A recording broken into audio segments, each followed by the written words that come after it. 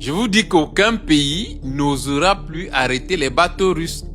Remarquez très bien qu'après le coup de gueule de la Russie d'appliquer le principe de réciprocité, aucun pays ne lèvera plus le petit doigt pour oser aller arrêter les bateaux ou alors les pétroliers russes. Ce que l'on a omis de détailler, c'est que l'ordre du président russe donne le droit à la marine russe d'aller pêcher dans les mers les bateaux de chaque pays hostile qui se donne à cœur joie d'arrêter les pétroliers russes.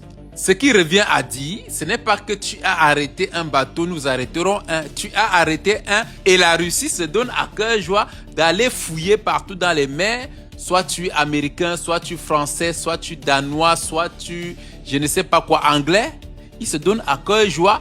Si tu as appliqué des saisines sur les pétroliers ou les navires russes, la Russie ira également chercher, non pas un, mais autant qu'il en trouvera. Et bizarrement, après ce communiqué du président russe, c'est silence total en France. Évidemment, c'est la France qui est toujours envoyée en avant des provocations. Jusqu'à présent, c'est silence. Ce qui est garanti, cette histoire est classée en France. On n'en parlera plus, vous n'entendrez plus parler.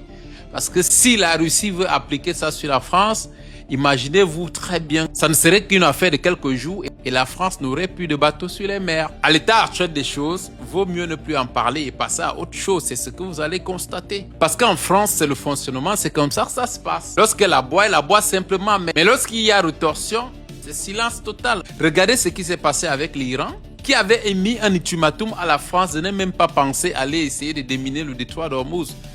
Lorsque l'Iran a donné ce communiqué, jusqu'à présent en France, on n'entend plus jamais parler en ce qui concerne le déminage français sur le détroit d'Ormuz.